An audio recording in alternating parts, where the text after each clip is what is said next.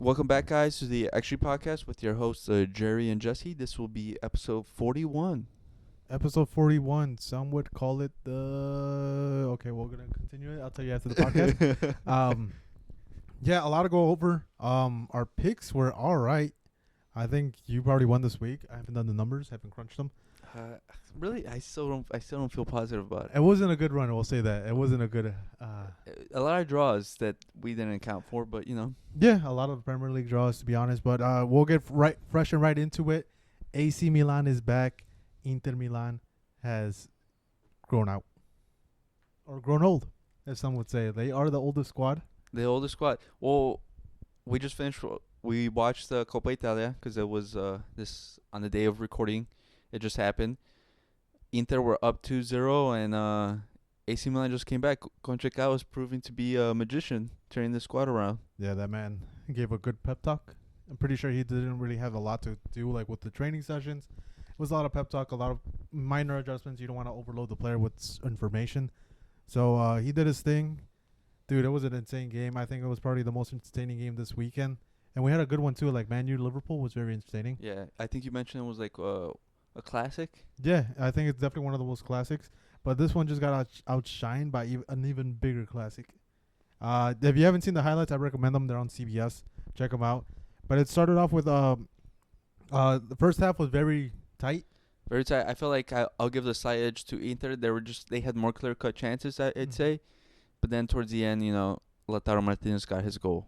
Yeah, it was actually Lautaro Martinez at the at the Like 40 something. the extra added time. It was 45 plus 1. Then right after the second half started, it was 2 goals off the rip. Yeah, Inter again, another goal, and it looked like it was gonna be Inter all the way because they had 2 goals, and you think, oh, they're gonna take over the momentum, but then Conceição, he substituted in Rafael Leao and just provided another spark for the team. And then from there, I think Pulisic scored. It was Theo Hernandez. The free kick. It was an insane free kick too. Yeah, I feel like that's kind of the goalie's fault because he went the goalie side, not over the wall. Yeah. So I think Sommer has some fault in that. And then after that, Pulisic scored. And then after that, it was Leao ran through and then gave the pass to Tammy Abraham. Yeah, dude. Like you saw right away. Leao made the difference, like you said. He made that one sub and everything turned upside down. They were up 2-0. Yeah, it was crazy. Well, some people say 2-0 is the most dangerous scoreline to be ahead on. Yeah. Because it just takes one goal for the momentum to completely change. Because at 3-0, even if they score one, you still feel comfortable. Mm-hmm. But 2, it feels like the whole world's turning against you. Yeah, dude. You don't want to be at the other end of that. It's always an old saying. There's always that old soccer guy at the park saying that. And it's bound to happen. I've seen it so many times watching football. This is just another time we saw it. And it is crazy, dude, because AC Milan is not doing too well this season. They're inconsistent. But maybe the cup is their favorite, what is it called, pastime? Yeah. And they just wanted to take this one away. Again, it's not a glorified friendly. It used to be, but now it brings a lot of hype and it attracts sponsors because you could say that you took away a title away from Inter, from Juve, and who was the other one? Atalanta. So, well, also, it's I think the prize money is 23 million split upon the 4. Since they went to Saudi, right? Yeah, another tournament that went Saudi. Let's host one right here in Cicero. Let's offer them potentially a lot of money, but in reality, it's not. It's not. It will convince them. Yeah, we'll pay you 30 million, and then when they come, listen, man, about pesos, pesos, we meant pesos, come on, dude. bro. What the fuck? I know we're in the U.S., but it's pesos. But yeah, did you see any changes in the lineup? I know Taremi was probably the biggest headline. He started as striker and not Thuram for Inter. Wasn't I feel like Thuram picked up a knock. That's why. Maybe, but yeah, he stayed on the bench. He didn't even come on.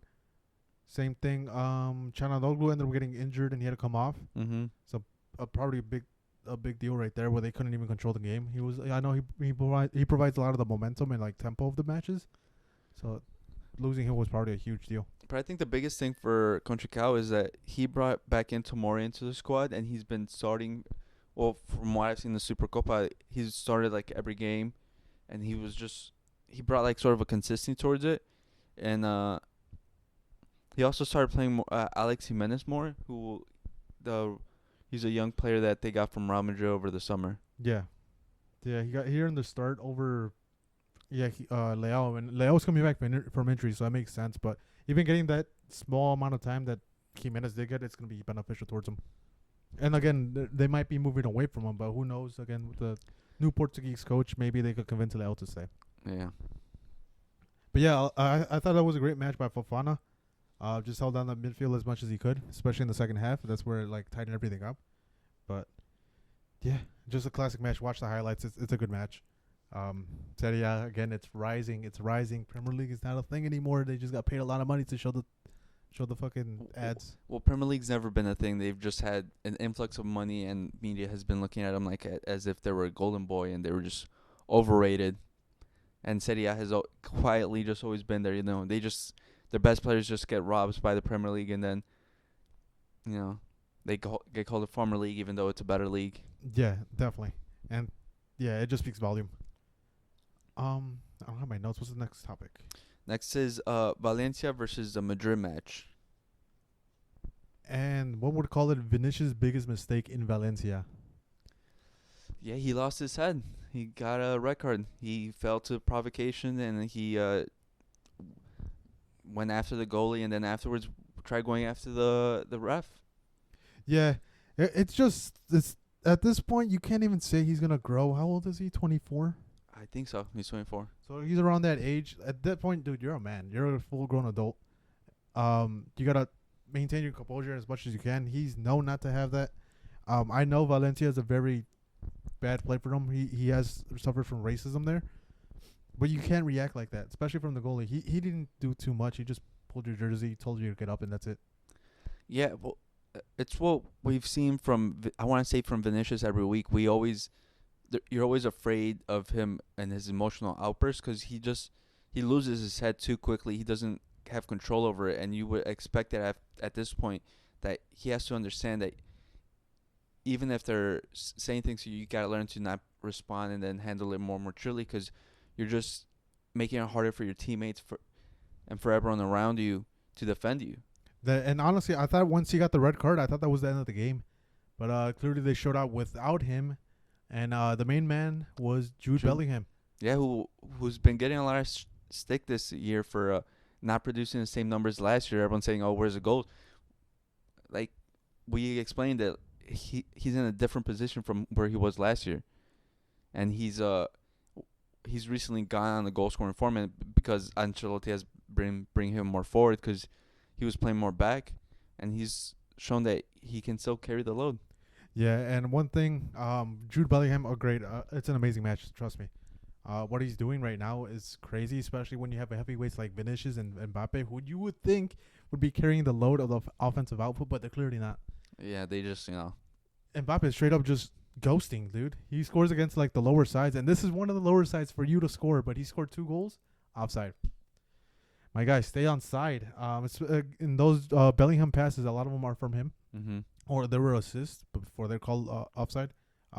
He's providing all that. He's even providing the creativity, and at that point, we've seen it where the frustration boils over with Jude. He calls out his teammates. He calls them shit. It's bound to happen again if the consistency doesn't stay. Yeah, and I feel like he feels the pressure so much because he does get the media attention. Yep. And I feel like other people are protected from the media, but not him for some reason. Because even though we've seen Mbappe get a lot of stick, but that comes with like him being declared the best player in the world and things like that, and even Vinny, but they sort of get glossed over in a way that Jude sort of doesn't. Yeah. Everyone says he's not like his GA numbers aren't there, but you forget he's a midfielder. They shouldn't be the same as the forwards. Yeah, and I see Ancelotti pushing him more forward, and that's why he's scoring more goals. He's not as back defending. But yeah, we'll see how much this affects Vinicius. He ended up getting a 3-game suspension?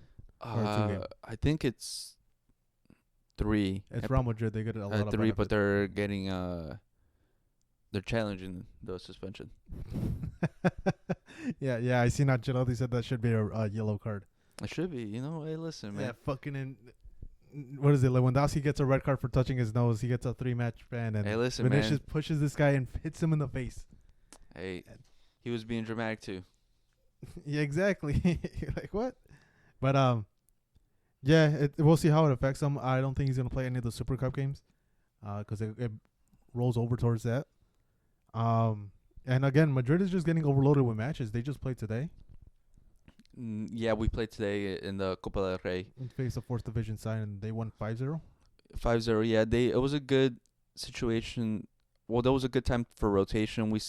Even though we say rotation, a lot of players. Valverde played. Valverde played 46 minutes because he got subbed out for the second half. It was good time for Araguler and Endrick because they're finally getting some game time because Ancelotti just rotations doesn't work for that man. Yeah. But Araguler, he just looks so nice on the ball. He's so silky smooth with it. He was the man of the match. We looked at two other from the academy products in the defense. They looked overmatched. They looked like they weren't ready for the moment, which isn't good because Yeah, especially if it's fourth division side. It's like where you could take advantage, and if you're a academy prospect, you kind of expected to play at like a second division level at most. yeah, but It's not a good look though if you're not like producing yeah, and having and, a good match. and this is probably the worst fullback situation in Real Madrid history with the Mendy just being inconsistent. We know what he is at this point, and I'm surprised he's still there. But some people love him for some reason. Vasquez just looks overmatched against anyone nowadays, and then Fran Garcia just doesn't look like he has the trust of Ancelotti. Today he looked good, but he should look good. It's a fourth division side, Yeah. so it's a tough one. Yeah, we'll see. Again, they played on Friday, Valencia. They played today, Monday against the Copa del Rey side. And now they're gonna play Thursday, I believe, or Wednesday against Girona. So a lot of game time for them, and it's not a good look, especially with all these Thursday, Mallorca. especially with all these cup ties coming up. Too many games mounting up the minutes. What's the next note? Uh, The Juve Milan game, the semifinal. yeah. Going back on that one, that was a crazy game. If you watched it, Conchicao was supposed to start, but then he picked up a knock, so he wasn't able to play. So Yildiz took over, and then he was playing crazy that game. He had a great game overall. He was the first scorer. He scored for Juve, and you would think they were going to take over, and then it was just two unlucky situations for Juve that led to them losing. Because the goal, it was I can't remember which defender, but he did an amazing stop. He got the full ball in the penalty area.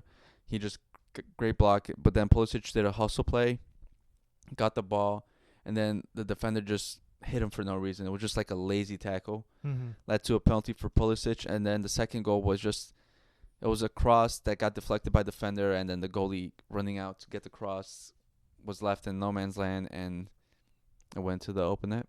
Yeah. And Conchinko didn't want to face his dad, dude. That's why. He got the call like, "Hey, son, remember that old favor you owed me?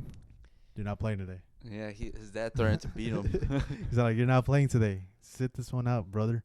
And yeah, he didn't play. That would have been a cool thing to see, face his dad. But yeah, unfortunately, we're probably gonna have to wait for that. Yeah. But yeah, it just shows the resilience of Milan. Probably change side. We'll see how they do in the league.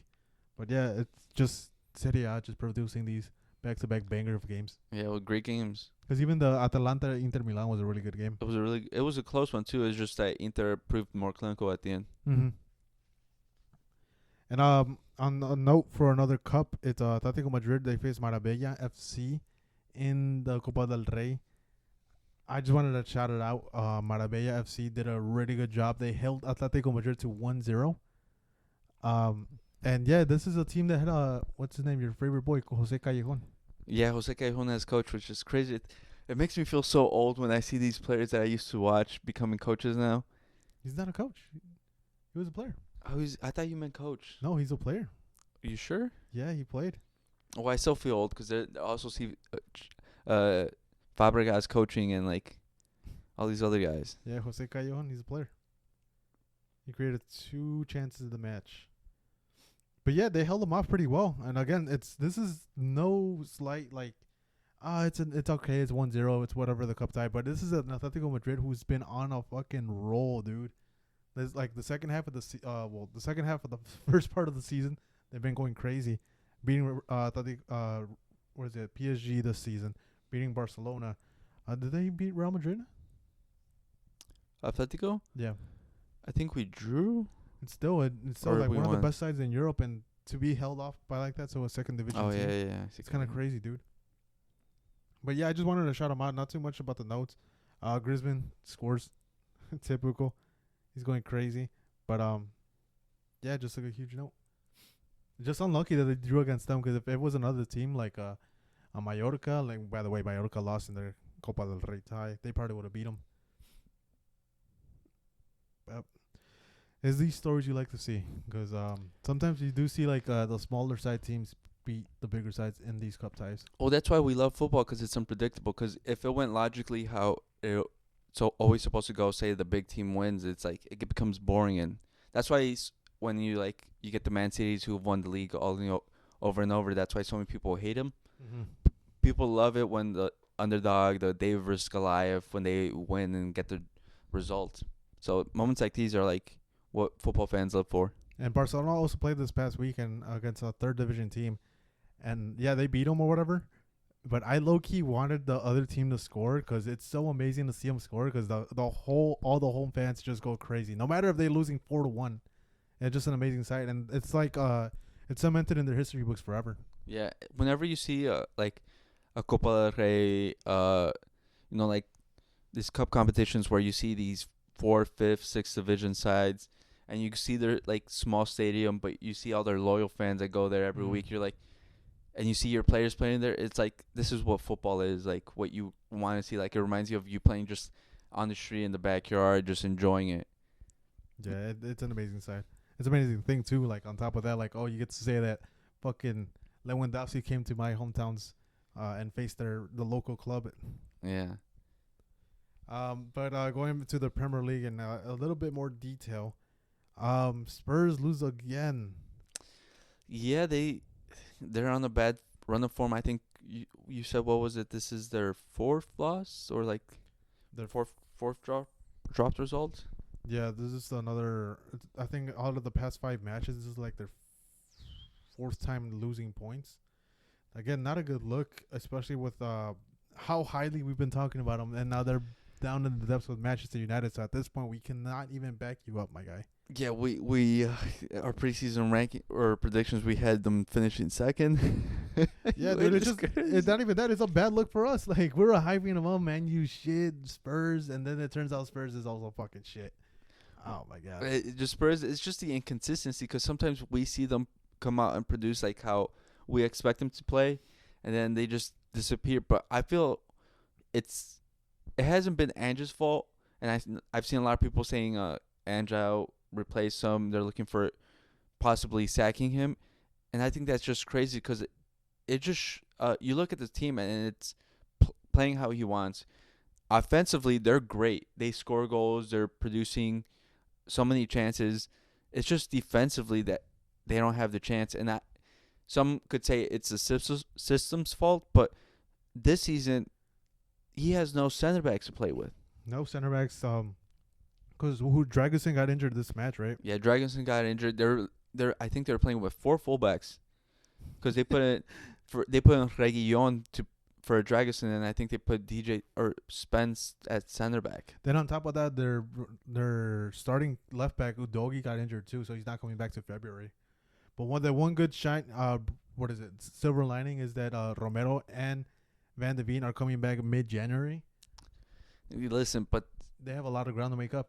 yeah, they're just hoping they get back sooner, because I think he even benched Fraser Foster and put in he was in the MLS, the goalie. I'm trying to see who it is. I think I'm on the wrong side. Alston? Yeah. He's English too. Yeah, I think he played for Orlando. Career. Yeah, he played for Viborg, then he went to Orlando City for 1 season. Or how, I don't know. It's just says 2021, then he went to Tottenham, I think. in the B team or something. Yeah, because Fraser Foster was playing awful. Yeah, he had to make a sub right there, and it was panning out pretty good. He got a lot of saves that match. He got 2 saves. Sadly conceded 2 goals. Um, but yeah, just not a fucking good look at this point. This is just a fragile back line. You don't know what to expect. I don't even think it's fragile. I think people are going into the game expecting Spurs to at least concede a goal or two. Yeah, and it's oh my god, it doesn't even tell the full story because there was a play where Spurs hit the post back to back. Yeah, they hit the woodwork a lot this game, but I think it also puts mounting pressure on their forwards because they're like, we have to score at least 3 or 4 goals to be able to win this game, and that's not good for the mentality because then your forwards are going to start forcing things and they're going to miss their chances. Yeah, because at that point, like they're doing their job, they're scoring, and again, this whole season they've been scoring a lot of goals, just conceding way more. Yeah, it sucks. You're like, because they're like, I'm doing my job, but it still doesn't feel like I'm doing it properly because we're not winning. And you know what's also sad is that we're not seeing the same consistency that we used to see out of Heung-min Son. Well, I know that he's struggled with injuries this year Yeah, because he's been getting subbed out a lot in the second half to be able to like save his leg somewhat because he is on the older side. He's on like 33 or 32, I believe. But he's been used sparingly because of those injuries, and it's also not good that because I think he's a free agent this summer. he is, and he's being linked to Barcelona on a free. I'd love to take him on. Pause. Whoa. Pause. Whoa. But yeah, on the other side of the coin, Newcastle, dude. Remember this whole thing, like at the beginning of the season, I kept saying like if you score 1 goal against Newcastle or 2 goals, you win. It's not the case anymore. Newcastle scoring fucking goals, and it's Alexander Isak. He's been having a great season. Same thing with Anthony Gordon. Well, yeah, and I feel like Anthony Gordon's always been consistent in what he does. He's really good. He tracks back. He's good defending. He goes forward a lot. He has pace. I think he's just underrated because he went from Everton to Newcastle and people are expecting a bigger move. Mm-hmm. But he's showing that you don't necessarily have to go to a supposed top 6 club to show out. Yeah, and like again, it's good to see that this Newcastle sign is finally fucking healthy. And that's the biggest plus. Yeah. Because I think last year it was like kind of the reverse where they were in Tottenham's position where they kept getting injured. But yeah, like this time you see that I feel fucking Isak has like a good, what would you say, a cast of people around him. He could score goals and produce magic. Well, the problem with Isaac has always been his consistency because we've always seen the potential with him. Even when he was in Dortmund with Real Sociedad, he just sometimes he's on and then sometimes he goes off. And now it feels like this season he's finally being consistent with it. Mm-hmm. That's why he's being linked away with so many other moves to other clubs, and his price tag's at 150 million. Yeah, who the fuck's gonna buy him? That's an insane price tag. That motherfucker better score like 30 goals this season at least if you're getting priced that high.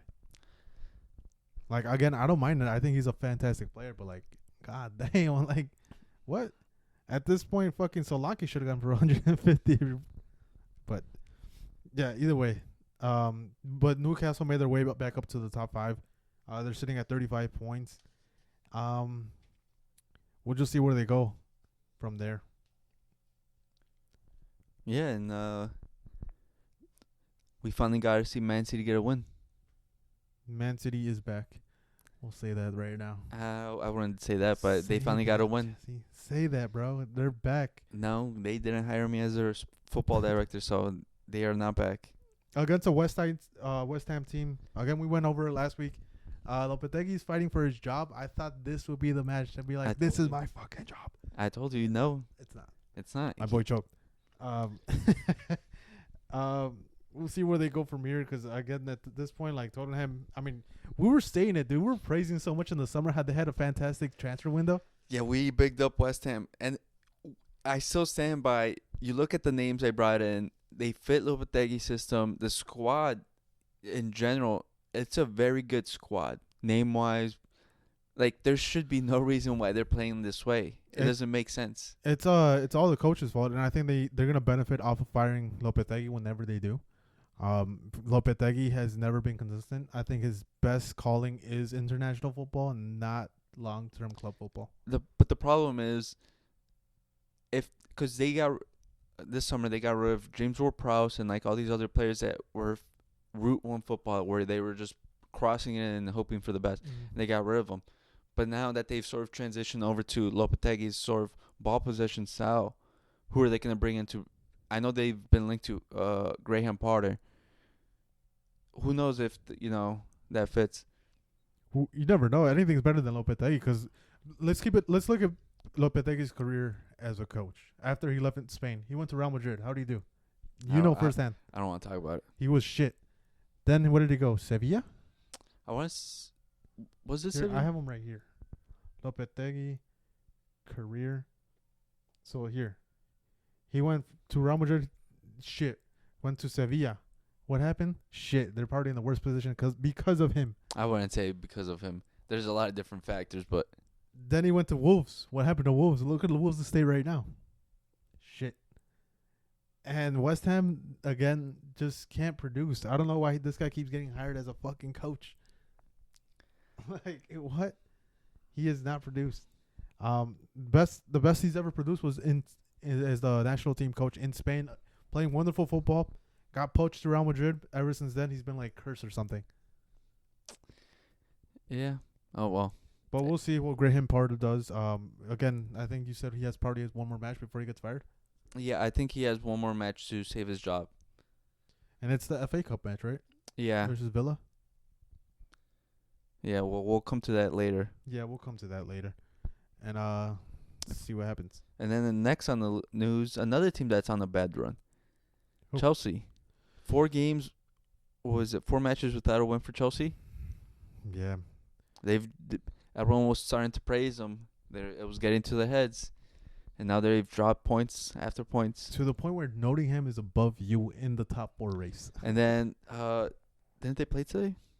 Who, Chelsea? Oh, Nottingham, yeah, they won. Yeah, they are above. And I think they're currently tied with Arsenal for second place on points. The only difference is goal difference. Yeah, dude, that's going to be amazing, to be honest. I hope Nottingham does make the top 4 because they'll be so fucking insane. If they finish second, that would be crazy because, you know what? I'm going to talk shit to Arsenal fans, Chelsea fans. City fans. To every fans and be like, Nottingham Forest is above you. Can't talk to me. Because I'm looking at their schedule right now. Like, they're facing Luton next in the FA Cup. I'm hoping Nottingham rest their players because then they're going to have to face Liverpool on the 14th. And Liverpool has a tough matchup. They're facing Tottenham in the Cup. And again, we'll go over it later. But a lot of these matches are winnable because, look, then it's Southampton, Bournemouth, Brighton, Fulham. Like, you don't face a top 4 side until you face Newcastle in February and then Arsenal. Then City. Yeah, that's the super bad run. But just get points off of that, like 1 or 2. You're golden. Yeah, it's looking good for Nottingham. It's a surprise of the season, which is always good to see because you always wonder where it's gonna be each season. Apparently this year it's Nottingham Forest. Hey, the best league in the world, some say. Not us. Not me. Not us. But Nottingham, send us a fucking shirt. We'll rock that shit. I'll become a #1 fan. I'll do the history. Nuno Espirito Santos, he's showing that he can coach. Yeah, exactly. They gave him a chance before. Well, you know what? Yeah, I don't know. Let's just hope he doesn't go to like a West Ham or something else and then just falls to the ground again. That's a proper coach right there. They didn't want him at Tottenham. They didn't want him in Saudi. They'll take him to Nottingham. But he was producing well in Wolves, so I'm glad he's doing his thing right now. And then speaking of another bad teams, Arsenal drew against Brighton. Yeah, and I told you this was going to be a tough matchup. Like, on paper, like, Arsenal, the mighty Arsenal. I've never said that in my life. But, yeah, this just shows you, again, how important Odegaard is. They decided to bench him this game so he could get some rest. And, yeah, they produced a tie. They had to bring him off the bench to try to produce something and try to win the match. Well, they lost their 2 most creative forces with Odegaard and Saka, and then they started the 17-year-old Ethan Nwairi. And they've been linking him to saying that he's the same level as Lamine Yamal. And then it fed into the Arsenal fans' illusion because he scored a goal, and now everyone's saying that he's the same level. Well, they're going to have to wait because looks like he picked up an injury and he might be out for 3 weeks.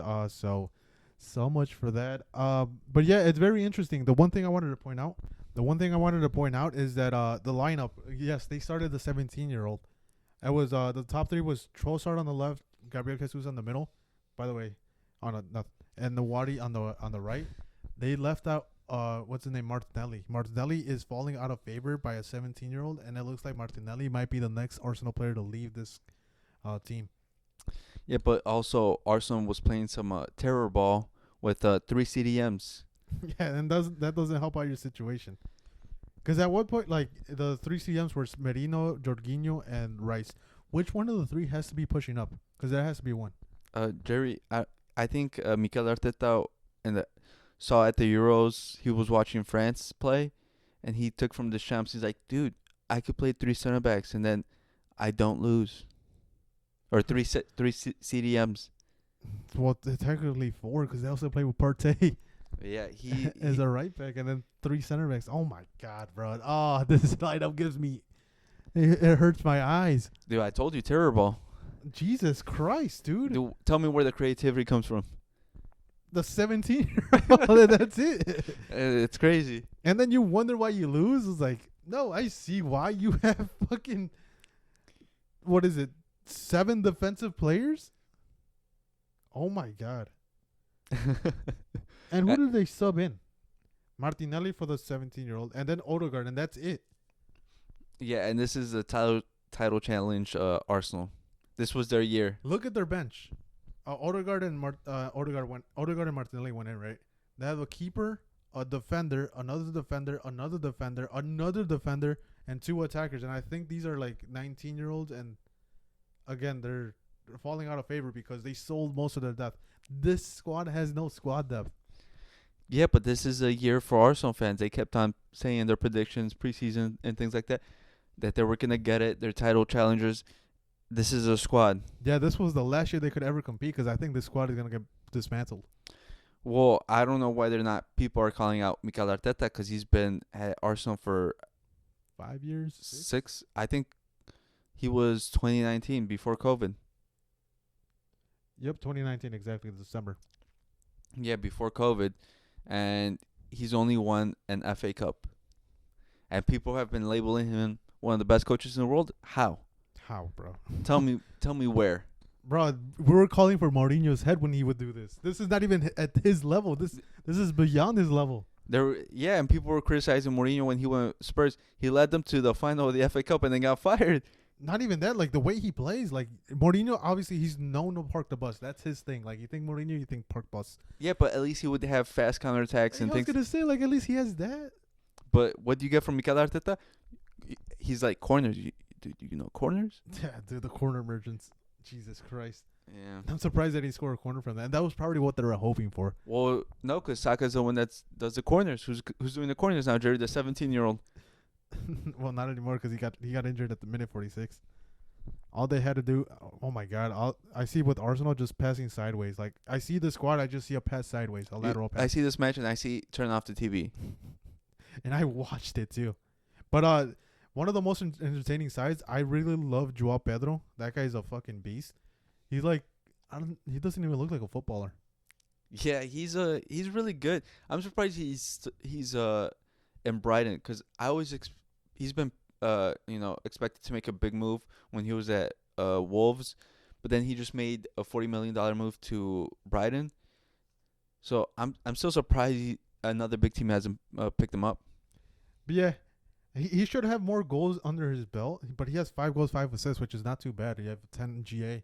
And well, especially considering with Brighton because they rotate so much. Yeah, exactly. Like with Brighton, that's a huge step.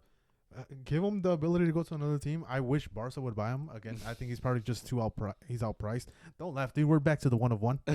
We could buy players now. We could buy Haaland, but we can't, what is it called? Register Dani Olmo. It's crazy how you're like, hey, don't laugh. We're in the 1-on-1 now. Like, you can't even buy a player without selling someone that. No, we go buy him right now. We go buy Haaland, but we can't register Dani Olmo. That's how it works. That's how stupid it is, La Liga is. How crazy Barca's situation is. But yeah, Pedro. No, we're back to the 1-on-1, dude. That's crazy. We're back. We had to just sell everything in our fucking house to get to that situation. Yeah, no fucking royalties or anything for the next 10 years, but who cares? Hey, that's why I have the Spotify subscription right now. But Joao Pedro, yeah, I think he deserves to go to another team because he produces a lot and he carries the ball a lot too. Yeah, he's a really good I want to say modern forward. Yeah. You also wanted to say about Jorginho's aggressive yellow that should have been a red? Yeah, dude, just randomly he just decides to do like a fucking mule kick on someone. Luckily he missed, but he would have gotten a red. Right, I think as soon as Arteta saw that, he subbed him out just to avoid any situation. But in that case, would you ever consider that a red, even though he missed? Listen, Jerry, I've never been one to say a yellow or red should be 100% because there's dumb people out there. Because I still remember watching the 2010 World Cup where what was it? De Jong literally kicked Xabi Alonso in the chest and then got a yellow. Yeah. So like I look at that and I'm like, I sure. But at that point, like, I think the commentators, I was watching it in Spanish, they were like, "Ooh, he avoided a red card." Well, in Spanish, like he avoided a red card. Well, technically he did, but like he's like, "Oh, I think he should have been still taken out because of the intent. He wanted to hurt the player." Yeah, well, nowadays you can't say anything because there's always someone to argue against, and especially Arsenal fans who have this conspiracy theorist that runs against them when now they're just bad. Mm-hmm. All right, I see. But yeah, I think it would probably be super hard to argue it. Yeah. If he did connect, even like if he grazed them, it would have been a red, but he did. And we just wanted to keep mention that Partey just keeps regressing. This guy, I don't know why he's part of the squad. He's just physically regressing, and it was crazy because what was it, 2 years ago before Declan Rice joined? It was it was funny because Arsenal fans were saying he was the best center CDM in the league, saying that he was better than Rodri. Right. Or he was competing with Rodri. And as soon as they got Declan Rice, they said, screw this guy, he's not that good. And physically, he's just deteriorated. And I think that's just because of Mikel Arteta's style, because he doesn't rotate at all. Yeah. He plays the same 11 every week. And that's leading to trouble for the players because we see them pick up injuries so quickly. Look at Odegaard picking up injuries, Saka, Partey just regressing physically. And I don't know if you remember when he first got the transfer to Arsenal. He was in Atletico Madrid. He played like 3 starting matches, and he was key for them. And Simeone kept saying, like, stay, stay, stay. But Arsenal triggered his release clause, and he's the one that decided to move to Arsenal. Again, I thought he was a really good player when he was in Atletico. And I thought that Arsenal came up, but... Yeah, it just shows you shouldn't move to Arsenal because it'll be the end of your career. Arsenal's known to ruin careers. Yeah, it looks like they just ruined another one because now you're playing right back, my brother. Yeah. And in other news, Napoli is just continuing their running riot in the Serie A. Yeah, I didn't like that one. Who did they beat? Fiorentina? Yeah, they beat my Viola 3-0. Yeah, and it just shows you Kvaratskhelia is back. He is doing numbers, and it looks like he's going to resign and it's not going to leave anytime soon. Well, no, actually, he's been linked to Man U. Man U's linked to everyone, just no, but Man U's because the Marcus Rashford situation, because Napoli has an interest in him. Mm-hmm. They're offering a swap, so they'll offer Rashford for Kvaratskhelia and some money. Oh God, it's the English tax. They're gonna value Rashford at like 90 million, and we're like, oh, we'll give you 20 on top. Just give us Kvaratskhelia. I wouldn't mind the move. I would like to see what. I would. You know my role, Jerry. Don't go to Man U. Don't go to England. It ruins careers. I wouldn't mind it just to see Amorim. I don't know if you've seen the TikTok we uploaded.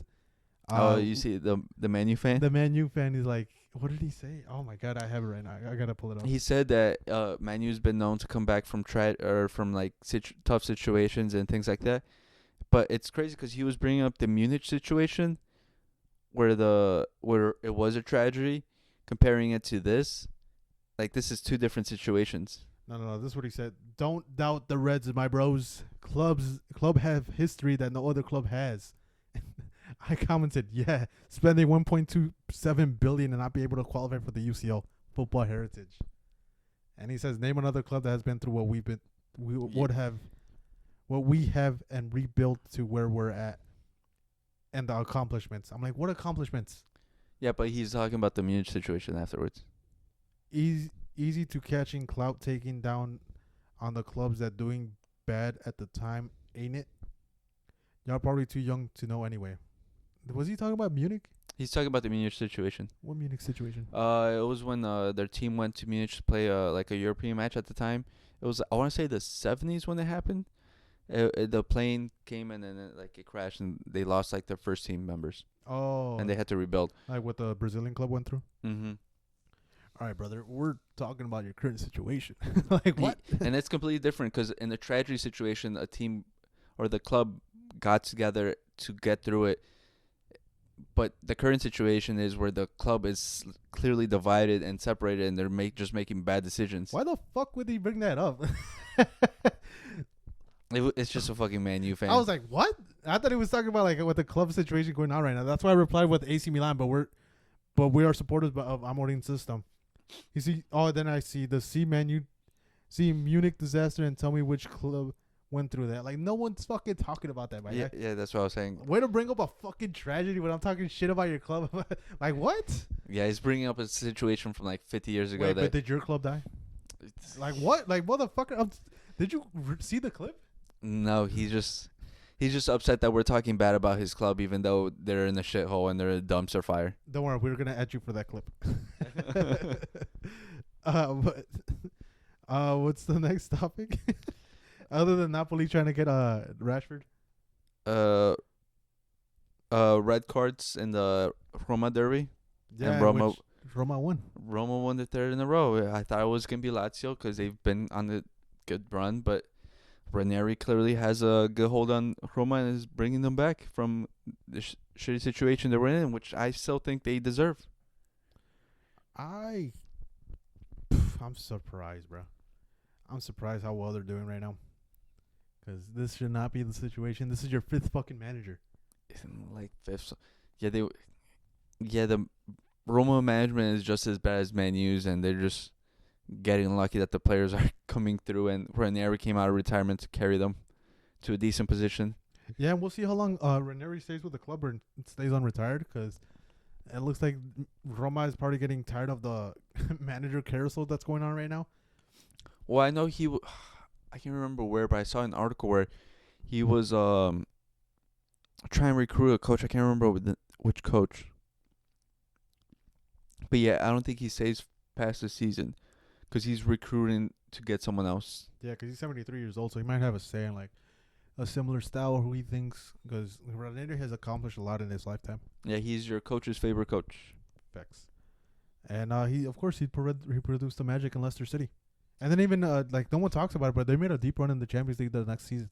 Yeah, listen. He knows how to coach. He knows how to bring the best out of players, and you wouldn't think about certain squads of what he's done. Mm-hmm. And they could have been easily in the semifinals for the Champions League, but they came across this one player, Kylian Mbappe. I don't know if you heard of him. When he was good, 18 years old by the way, when he destroyed Leicester City. But yeah, if it wasn't for that team, and then again, that AS Monaco squad was insane. That Bernardo Silva, Fofana. Yeah, that was a good team. Fabinho. Bakayoko.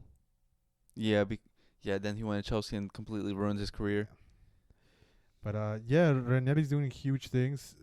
Dude, again, we're praising Lazio. Look what's happened. Dude, I've been saying it. Every time we say something about a team, they just completely do the 180. Yeah, because then it was the 0-6 against Inter Milan. Well, yeah, we're like their best star ever. They're going for it. They're gonna make a good game against Inter, and then nope. Then they face Lecce. They're about to tie, but they got a late winner, and then tie against Atalanta, and then loss against Roma, a struggling Roma side. So anything can happen in the Serie A. You want drama? Watch the Serie A. I'm gonna probably have to get a subscription because I could not find a fucking legal stream to watch the game on. Yeah. It's tough out here with how many subscriptions we have to get not to be able to watch all these games. Definitely. It's kind of crazy. But if someone wants to sponsor us, like I said, I will sell anything. Mostly anything, legal-wise, people are watching. And speaking of derbies, the Man U Liverpool derbies has been one of the most entertaining derbies it has been in a while for that league. Well, I think, what was it? I saw a set. It was like it's gone favorable for Liverpool in the last 10. I want to say like, probably a little bit less, but they've won the like last 10 or gotten favorable results. No, because there was a cup one. I think it was the EFL Cup, where Liverpool were up, and then out of nowhere, Man U just turned the time. That was the FA Cup, I think. I think they drew though. But yeah, they went to extra times, and then they won it in extra times or penalties or something like that. But yeah, it wasn't entertaining then. But like this one was a classic for a fact. It had me entertained. It had me on my seat watching. Normally, when I put on a Premier League game, I'm on my phone scrolling. I'm not gonna lie. Yeah, because there's nothing entertaining about a Premier League game. Long ball. How Sergio Busquets said. He was talking shit to Man U players. But yeah, it was fantastic. Liverpool thought they had it in the bag, and their biggest liability was Trent Alexander-Arnold. It's my biggest fear because that's probably the Trent Alexander-Arnold that Real Madrid's gonna get because the signs are pointing for him to join Real Madrid. Yeah. And that's the Trent that we're gonna get. Listen, I've been saying he's good offensively, but what we need is defense, and that man did not care at all at defending today or during the derby. Dude, there's a clip going around on Twitter. It's Gakpo putting his heart out there and playing makeshift right back because Trent is literally, you can see him in the clip because they have him in frame, just walking. He's walking. He sees the ball comes down. He starts trotting a little bit, then he starts to walk again. Like, motherfucker, get back into your position. Oh my god. Yeah, that's why I could never rate him as like the best right back or best anything, because that just means defender, and he's not that. No, yeah, their primary objective is to defend, and you don't want to do that. You're not even good at that. Please go to Real Madrid, please. Because I say some people say compared to like Marcelo, like. Yeah, Marcelo would compare like offensively, like he would just completely dominate the whole left side and side, but he would at least make the effort to come back. Oh yeah, he would run back. Yeah, he would run back or at least try. He wasn't the greatest defender, but he would at least try. Yeah, and that's the one thing. Like, if anything, just covering up the space. That's the one thing you need to do, especially in the like high level football. Just minimize spaces, but you can't even do that, dude. You're that lazy. Like, oh my god, just doesn't help you out. And yeah, he ended up being a liability the whole match. He made Dalot look like a god out there. And what's it called? Schlott. He noticed it right away, and he took off Trent and put in the better defender Bradley. And I think that guy's really good. He's gonna be a really good right back. Yeah, I hope we sign him instead of Trent. Nah, bro. You need Trent. You need Jude's best friend to make him stay happy. But yeah, even Diallo just comes out and scores it another important goal. Yeah, and I think you wanted to give him a better shout out. Yeah, huge shout out to Diallo. I think he's one of the best young players probably Man U has, probably even their best player, because again he's coming out in the bigger moments, and that's what you need to see. Because is Bruno coming out? No. And then these dark days, you need a little bit of light. So you were saying that he's better than Kobe Mino, the Manchester United Golden Boy? No, they're two different players. But when it comes to the attacking forward, like your fucking millions of dollars signings aren't doing shit. But that's not what Man United fans are hearing. They're saying that you're saying that Diallo's better than their golden boy, their the coming of Jesus Kobe Mino. No, Kobe Mino's good. You know who he reminds me of? Seedorf. I don't know. I don't rate Kobe Mino that highly. I'm not saying he is Seedorf like that good, but I'm just saying like he has the physical attributes of Seedorf. Somewhat, but again, Seedorf was a fucking he came out as a baby chiseled. Hey, listen, I love Seedorf. He played for Real Madrid, so he's my boy. But yeah, I think mine was again. Good thing you brought him up. He had a great game. You know who had a bad game? Well, not even a bad game. A low light moment. Harry Maguire. Harry Maguire. I hear they're extending his contract. Oh, Jesus Christ. Xerxes came on, and he did probably the best thing possible. He had a shot on target. He didn't want to take it because, of course, he has no confidence because Man U fans, assholes. And he passed the ball, laid it off to Harry Maguire, and Harry Maguire skies it. But you saw they still blame Xerxes because they said they didn't give Harry Maguire a good enough pass because it bounced. No, yeah, they're fucking tweaking at that point. Like, at that point, you're just looking for a scapegoat. You know why? Because he's English. They wanted to... Hey, listen, what did I say about them English boys and racism? Oh, my God. Yeah. At that point, yeah, because Xerxes, one thing would have been if he gave the ball up and gave it away. But no, he gave a fucking sweat just Get it on target, my guy. Or even leave it off, and I think Garnacho was on the left side. But Almiron's system is finally showing signs of beginning to work. I think the biggest improvement that he made was benching Casemiro and Eriksson, because he finally started Ugarte and Kobe Mino, Mm-hmm. and it showed just the athleticism and the actual ability of like running Mm-hmm. showed the difference in that system. Yeah, and they're slowly but surely getting back to the spot they want to be in. Again, Man U fan, like I don't know why you went off on me. Like, if you watched the whole podcast, you would see we give praise to Amorim. But yeah, they're probably just one good striker signing, not just a random fucking striker that scored 7 goals. No, Jerry, No he way. only saw the TikTok. He didn't care to watch the podcast. No, he's TikTok brain. TikTok. And anything, it's funny because I was the one that was talking the most. Yeah. Yeah. What's this last note? I cannot read your handwriting. About the guy that's fired the whole team. You sent me this fucking what is it article on Twitter? I was like, what is this? Yeah, I found an article on Twitter where let me look at where the T-Mobiles that had lost the last 15 out of 17 games. Yet Sloboda Tuzla have lost 15 out of 17 games this season. So the president fired all their players. I just found it funny. That's Oh my fucking god. Dude. that was it. He should hire us. There's vacancies, dude. There's Hey. 22 squads. 22 players in that squad. Hey, listen, I'll play a squad. I'll play. Make me the coach. I got you. I'll play. I'll give you a good 5 minutes. That's what she said. But yeah, that shit was funny as fuck. I random as hell. Imagine just being fired the next day. What in what division are they? It has to be like a super low side division. I don't think it's gonna say. Oh, I looked at the wrong thing. Hold up, give me a second. It's from Bosnia. Oh, it's from their top division. Oh, Faced with the threat of regulation from Bosnia and Herzegovina's top division, fired all the players. Oh, that makes it even funnier. hey, there's a bunch of players there. There's a bunch of free agents right now, like really good ones. Like recently, Balotelli became a free agent. James became a free agent. It was founded 106 years ago. It's one of Bosnia's oldest clubs. It's actually this is a top club. That makes it even crazier. Bro, I thought it was like a third division club. Me too. I thought that's even crazier. That makes it even funnier for me. So yeah, send your applications to that Bosnian side if you want a spot at playing football again. Because yeah, they need players. They fired 15 out of 7. Well, they lost 15 out of. No, 17. they fired all the players. Jesus. Yeah, they're chalked. Good luck with that. Good luck to you, President. Send us a jersey. We love you. Hey, listen, I'll become. I don't have a Bosnian team. I'll support you. Big facts.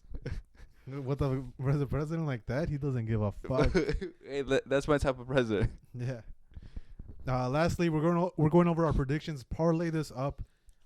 Bet responsibly. We don't owe you money if you lose, but if you do win, send us something. Yeah, and also we're thinking of having someone we know or a fan if you guys want, or each week if you guys want, you could come up with your own parlay and we'll say it here. Yeah, let us know your picks. We'll feature in the squad. We have someone, Wicho. Who wants to do it? He gets it fucking. He's a parlay master. I'm not gonna lie, dude. That was Chelsea versus Ipswich, and he guessed it. I'm like, he asked me about my opinions. I'm like, probably Chelsea's gonna win easily. He's like, no, I don't know. For some reason, I have Ipswich, and they won. It was like plus 2K or something like that. But yeah, our first match is Newcastle versus Arsenal. We both went Newcastle. We both went Newcastle. Yeah, because we're not with that terror ball. We are not. Yeah, Newcastle just in good form. I trust Isak at this point. Next one, Spurs versus Liverpool. In the EFL Cup or FA Cup? EFL, right? EFL. I got Liverpool. I went with Spurs because I gotta back my boy Ange. He needs to get a win. He needs a win. And probably. I mean, last time they faced each other, they conceded a lot of goals. It was 9 goals in the match? Yeah, it was 6-3, I think. So bet the over. Barca versus Bilbao Yeah, in the Spanish Super Cup in Saudi. Bilbao. Yeah, is gonna come in. Inaki Williams is gonna not Inaki Williams. Nico. Yeah, Nico Williams is going and gonna terrorize Barcelona. I got Barcelona, dude. This is gonna be in Saudi. This is gonna be a bunch of Barca fans. We love it. The next one is what is it? Real Madrid versus Mallorca. And the second leg or like the other semifinal of the Super Copa. And I got Mallorca. That's crazy. They rested their players in the what is it? Copa del Rey. I got them. Real Madrid's gonna get the win. Mallorca has a good season so far. They're like in 5th place. Yeah, okay, Jerry. It's still Real Madrid. Let's go Mallorca. The little dog, dude. Everyone wants an underdog story. Not everyone, not me. And then it's Dortmund versus Leverkusen in the Bundesliga. They're back as well. I went with Leverkusen. Got back my boy Xabi Alonso. Future Real Madrid coach. I got Dortmund just because they're playing against in the yellow wall. In the Signal Iduna Park. That makes a difference. We both said it. That's why I'm surprised you went with fucking Leverkusen. Listen, I gotta back my boy Xabi Alonso. Next one is in the Serie A side, Lazio versus Como. These are two of Jesse's favorite teams in Serie A this season. Yeah, I really like 4 teams in there. There's Juventus because of the players and Diego Motta. I really respect the project. Lazio because of what the president did in the summer. I think that's really cool. Fiorentina because I want to get a jersey because I love my Fiorentina from Assassin's Creed. Yeah. And then Como because of Nico Paz. And Ches Fabregas, the ex-Barca player. No. I went with Lazio. I went with Como because Nico Paz. Bro, they're bound to win, dude. They're bound to win when I pick them eventually. Yeah, eventually. And then next we have Aston Villa versus West Ham, where Lopetegui's last chance to save his job. And that is his last chance because I have Aston Villa winning that match. I have West Ham, so Lopetegui gets another 2 weeks, and then we keep on laughing about it. And then it's Arsenal versus Manchester United. We both agreed with this one, so shout out to the Man U fan that was talking shit. We both picked Man U. Yeah, Man U. Almiron system's gonna terrorize the terror ball that is Arsenal, and Man U's just gonna outcoach Arsenal. Yeah, they've been showing positive signs recently, over the past 2 matches. So we're gonna see how they turn out against a Arsenal side that's probably gonna play with like 7 defenders again. Yep. And then next is the Super Cup final. We're gonna pick like which bracket other side is gonna win. Yeah, because it's gonna be on Monday, so the day we record. Mm. So, there's the Barca Bilbao side and then the Mallorca Real Madrid side. Jerry picked Barca, so obviously he's gonna say Barca's gonna win the final, and I pick Real Madrid. Obviously, it was kind of obvious. Yeah. And then the last one was Villarreal versus Sociedad. Jerry went with the. I had a tie. You had a tie. Mm-hmm. Yeah, I went with Sociedad because last week there was too many ties, so this week it has to make up for it. And lastly, before we end the episode, let me look to see who won this past week.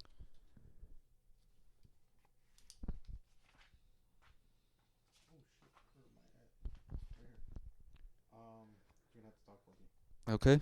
So Real Madrid Valencia, Real Madrid won that one, right? Real Madrid Valencia, yeah, Real Madrid won. Juve versus AC Milan. We both picked Juve. AC Milan won. Yeah. Spurs versus Newcastle. I picked Newcastle. Newcastle won. Newcastle won. You picked Crystal Palace. West Ham versus Man City. Man City won. Mm-hmm. You got that one. Brighton Arsenal, they tied, so none of us got that one. Napoli Fiorentina, I got that one. Yeah, Napoli Fiorentina. No good. I think you got it.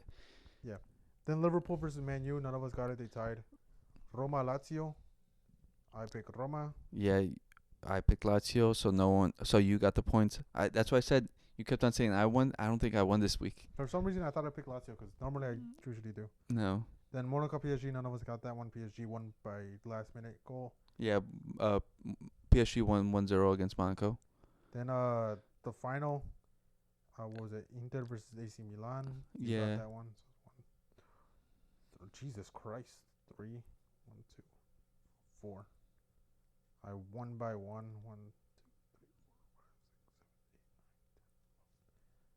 6, 7, 8, 9. Yeah, it wasn't a good week for either of us. Yeah, it was a lot of ties, to be honest, so you can't really blame us. In reality, who wants to bet a tie? I know I just put one in, but it's a tough one. Yeah. And yeah, this will conclude the episode. Thank you guys so much for watching. Make sure to share this with a friend. Let us know your picks and send this to a boy. Yeah, spread this out, comment, share, subscribe, put your notifications on, do all the stuff.